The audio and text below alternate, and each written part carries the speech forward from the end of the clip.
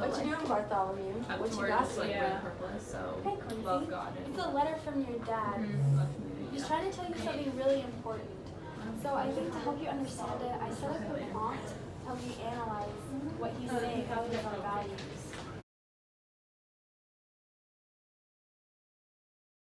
So I wrote a prompt up on the board to help us really find out what your dad's trying to say.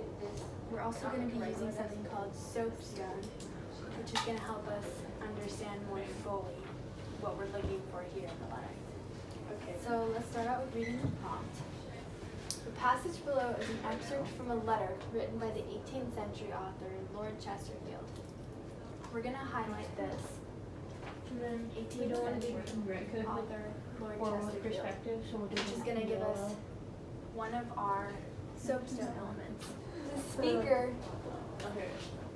is Lord Chesterfield. So my dad. Yeah. To his young son who is traveling far from home. Here we have our audience and our Because engagement. like the essence of being human, because like it is just like it's So the just audience would commentary be on, me, like, Quincy, what and the he occasion believes. is that I'm traveling far from home. So Yeah. do that. When you're reading in a prompt, you want to get rid of the stuff you don't need. It's obvious we're going to be reading the passage carefully, And so then we we can just like cross made that a out. note. Then in a well-written essay, again, we know that we're going to do that. Analyze how the rhetorical strategies that Chesterfield uses reveals his own values. Now this is super important because this is telling us what we need to do. We know what we're going for in our rhetorical analysis, which would be analyzing how Chesterfield reveals his own values to you, his son. And the rest of these, the purpose, the subject, and the tone, we probably won't find out until we actually read the letter.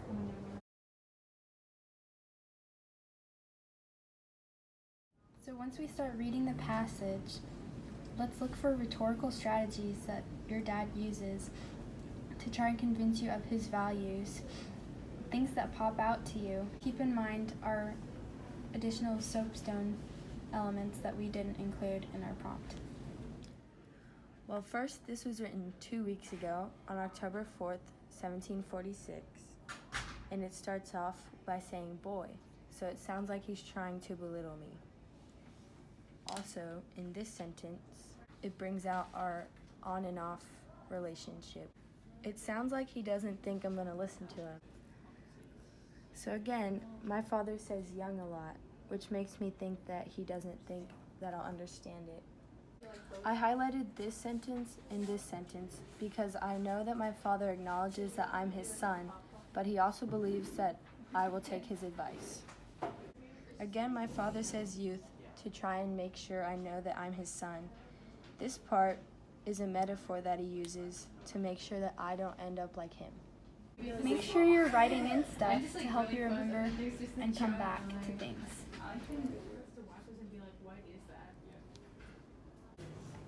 Right here, my dad hints that he will not point out how much I'm dependent on him. But then he goes on to point out how dependent I am upon him. This is an example of him using sarcasm. This part right here is where my father begins to reveal his own values. This highlighted part reveals that he believes education is necessary to my success. Here he uses a contrasting example to say that if I don't value education, that I should be ashamed. In my father's opinion, being uneducated brings disgrace and ridicule. So after you've read through your whole passage, at the end, make sure you go back through everything you highlighted and write down everything that you deemed important. My father repeats youthful words like young and boy.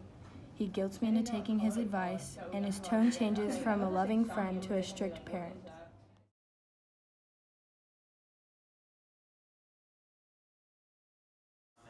Next, you want to go back to the passage and determine the exact purpose and values that your dad shows in this letter. My dad's purpose is to convince me that education is the key to success. The subject would be Lord Chesterfield's values that education is better than anything else.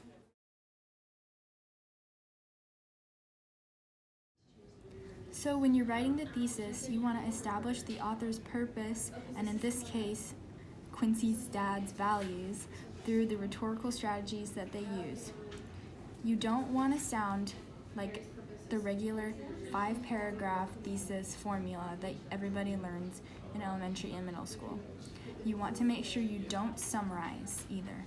I start off my thesis using the author, Lord Chesterfield, and then his purpose reveals his opinions on the necessity of an effective education to be successful, and then include the audience to his distant son. This next sentence, he accomplishes this by appealing to his son's sense of guilt, as well as contradicting himself by acting as both a strict father and good friend, represents my father's rhetorical strategies.